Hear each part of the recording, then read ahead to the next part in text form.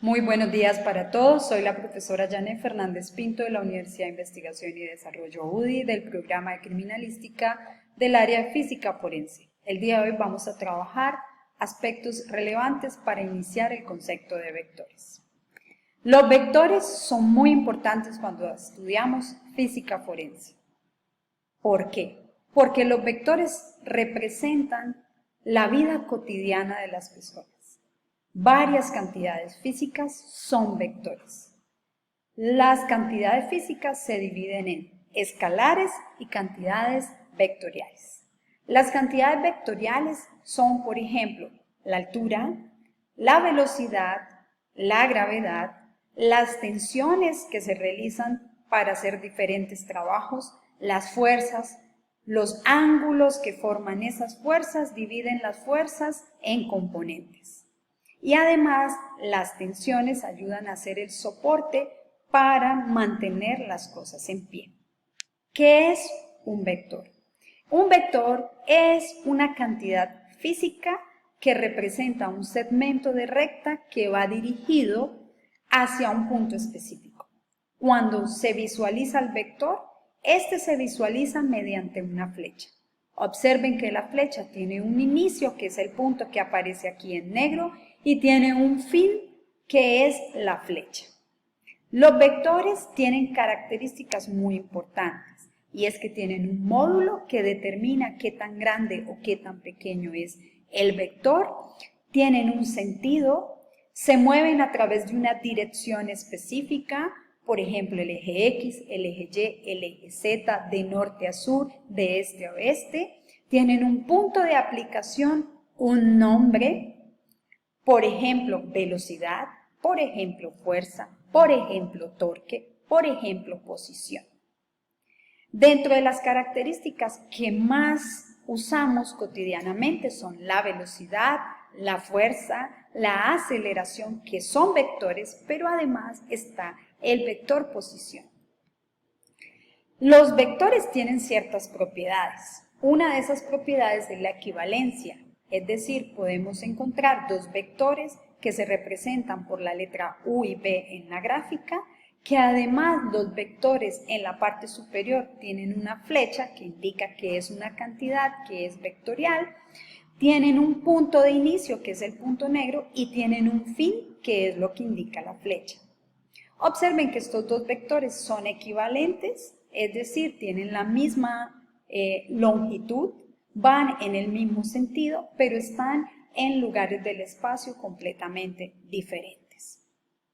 También los vectores tienen coordenadas. ¿Cuáles son esas coordenadas? Tienen un punto inicial, que sería la coordenada del punto de inicio, y tienen un punto final, que es el que está dado por la flecha.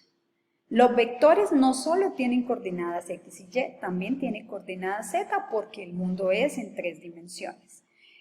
X es la coordenada en el eje X o el valor asociado en X y Y es el valor asociado en la coordenada Y. Observen que tanto el inicio como el fin del vector tienen esa coordenada XY. En física y en física forense nosotros debemos conocer cómo calcular la magnitud del vector y cómo calcular el vector posición. ¿Cómo calculamos el vector posición? Una forma de calcularlo es conociendo el inicio y el fin del vector. Al hacer una resta del fin menos el inicio, podemos calcular el vector posición del vector. Observen que esa resta se debe hacer componente con componente. Es decir, las X con las X, las Y con las Y, las Z con las Z. Por eso aquí, este vector que está definido únicamente en el plano XY, se resta X2, que es el punto final del vector, menos X1, que es el punto inicial. Y la coordenada Y sería Y2, que es el punto final del vector, menos Y1, que es el punto inicial. Es decir, esta sería el vector posición, ¿cierto?, de este vector. Este vector posición nos permite dibujar el vector en cualquier punto del espacio. Los vectores tienen diferentes propiedades. Una de las propiedades que tienen es la suma vectorial. Nosotros podemos sumar los vectores. Es muy importante anotar aquí que en física, cuando se suman vectores que representen físicamente lo mismo, es decir, fuerzas más fuerzas, o velocidades más velocidades, o se restan cantidades que son representativamente parecidas físicamente, entonces fuerza menos fuerza, que son las propiedades de los vectores. Los métodos que se utilizan para sumar los vectores, los más reconocidos son el método del paralelogramo y el método del triángulo.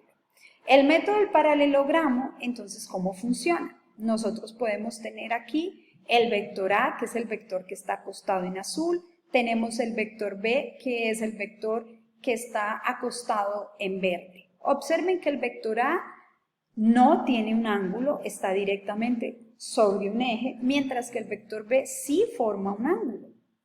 Cuando se pide calcular la suma, se puede hacer el método del paralelogramo, que consiste en prolongar, ¿cierto?, el vector A, nosotros lo vamos a prolongar hacia el final del vector B, que son las líneas punteadas que aparecen en la parte superior, y el vector B lo vamos a ir a colocar como vector equivalente, que es la propiedad que acabamos de hablar hace un momento, y lo vamos a colocar aquí al final del vector A. Observen que la suma tiene una característica muy importante que se evidencia más fácilmente cuando hacemos el método del triángulo. Y es que si queremos sumar el vector A más el vector B, lo que hacemos es mover el vector B hacia el final o hacia la punta final del vector A. El inicio del vector B coincide con la punta del inicio del vector A. Y la resultante va a ser el vector A más el vector B. En nuestra siguiente clase vamos a ver otras propiedades de operaciones con vectores. Todas las preguntas las responderemos en clase. Muy buenos días para todos.